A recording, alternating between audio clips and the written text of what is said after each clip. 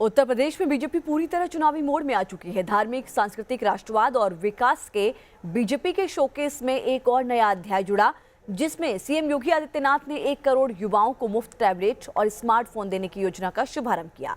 युवाओं को फ्री में टैबलेट और स्मार्टफोन देने के योगी सरकार के इस फैसले के 2022 में क्या है सियासी मायने, रिपोर्ट में समझिए।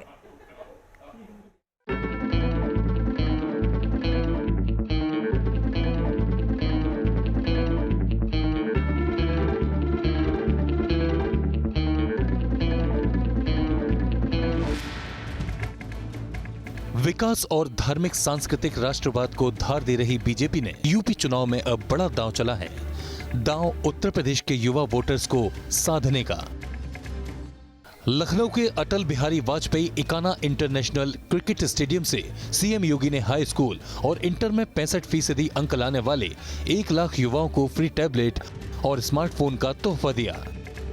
इस योजना के पहले फेज में सीएम योगी आदित्यनाथ ने युवाओं को 60,000 स्मार्टफोन और 40,000 टैबलेट दिए। सरकार का लक्ष्य है कि 1 करोड़ छात्रों को योजना का लाभ दिया जाए। टेक्निकल छात्रों को टैबलेट और नॉन टेक्निकल को मोबाइल दिया जा रहा है। तकनीक का व्यक्ति के जीवन में क्या महत्व हो सकता है, यह हम लोगों ने कोरोना कालखंड में और भी मजबूती बहुत नजदीक से देखा है। मुझे याद है जब परीक्षाएं होनी थी, बच्चों की परीक्षाएं नहीं हो रही थी, उनको ग्रेडिंग नहीं तय हो पा रही थी और बहुत सारे युवा चाहते थे कि उनको कुछ अच्छी सुविधा मिले। मैं देखता था, गांव में जाता था, बच्चों से पूछता था पढ़ाई हो रही है, वे कहते थे पढ़ाई करना चाहते हैं लेकिन हमारे पास ऑनलाइन पढ़ाई के लिए कोई सुविधा नहीं है, स्मार्टफोन नहीं है, टैबलेट नहीं है। और तब सरकार ने तय किया हम प्रदेश के 1 करोड़ युवाओं को टैबलेट और स्मार्टफोन देने के साथ जोड़ेंगे। इन स्मार्टफोन और टैबलेट के जरिए युवाओं को न सिर्फ पढ़ाई के लिए कंटेंट मिलेगा, बल्कि रोजगार से संबंधित जानकारियां भी दी जाएंगी। खास बात यह है कि योगी सरकार जिन युवाओं में लैपटॉप और टैबलेट बांट रही है, उनमें से ज्यादातर युवा 18 से 23 साल के हैं। इनमें भी ज्यादातर फर्स्ट टाइम वोटर्स हैं।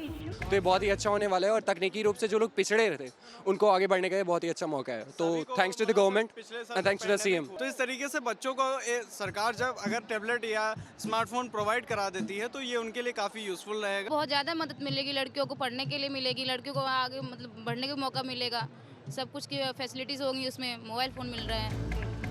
देश के इतिहास में ये पहली बार हो रहा है जब इतनी बड़ी संख्या में युवाओं को फ्री मोबाइल और लैपटॉप दिए जा रहे हैं। अब सवाल ये है कि युवाओं पर इतना फोकस क्यों? तो जवाब बहुत साफ है। युवा वोटर निर्णायक ही नहीं बल्कि इतना ताकतवर है कि वो जिसे चाहे उसे सत्ता के सिंहासन तक पहुंचा सकता है। इसीलिए तो योगी आदित्यनाथ उत्तर प्रदेश की युवा शक्ति की तारीफ करना नहीं भूले।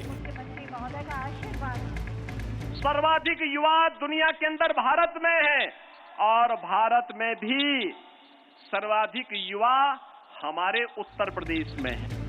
इससे पहले यूपी की पिछली सरकार में अखिलेश यादव भी लैपटॉप बांट चुके हैं। 2022 के दंगल में यूपी के युवाओं को लुभाने के लिए ही प्रियंका गांधी वाड्रा ने इंटर पास छात्रों को फ्री स्मार्टफोन और ग्रेजुएट बेटियों को स्कूटी देने का ऐलान किया है। और अब योगी सरकार ने युवाओं को फ्री में टैबलेट और स्मार्टफोन देना शुरू कर दिए हैं। दरअसल योगी सरकार की मंशा युवाओं को लुभाने की है, क्योंकि यूपी में युवा वोटर 2022 के चुनावों में निर्णायक या यूं कहें कि किंग मेकर की भूमिका में होंगे। इस दावे को इन आंकड़ों से समझा जा सकता है। यूपी में कुल वोटर करीब 14 करोड़ 74 लाख 24 हजार हैं। 18 से 34 साल के वोटर्स की बात करें तो ये आंकड़ा 7 करोड़ 49 लाख 54 हजार है। कुल वोटर्स के लिहाज से 18 से 34 साल के वोटर्स की हिस्सेदारी करीब 49.16% है। यानी कि यूपी के कुल मतदाताओं के करीब आधे युवा वोटर्स ही हैं।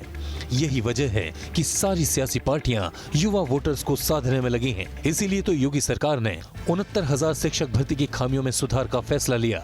इसमें 6,000 आरक्षित वर्ग के अभ्यर्थियों की भी भर्ती होगी। इसके अलावा योगी सरकार ने शिक्षक भर्ती के खाली पड़े 17,000 पदों पर भी नई भर्ती का ऐलान कर दिया है। और अब युवाओं को सौगात देते वक्त सीएम योगी आदित्यनाथ ने युवाओं को नौकरी और रोजगार देने के मामले में अपनी सरकार का रिपोर्ट कार्ड भी पेश किया। तो वहीं पिछली सरकारों पर जमकर बरसे भी। हम लोगों ने मात्र अभी 5 वर्ष भी नहीं हुए हैं, 4.5 लाख युवाओं को प्रदेश के अंदर सरकारी नौकरी दी है। ये 2017 के पहले जो नियुक्तियां होती थी उनमें भाई भतीजावाद होता था। उसमें कुछ जगहों पर तो ऐसा होता था, कोई नौकरी चलती, कोई नौकरी निकली और नौकरी निकलने के बाद एक खानदान के लोग, एक वंश के लोग, चाचा भी, भतीजा भी और मामा भी, अरे सभी लोग वसूली में निकल पड़ते थे।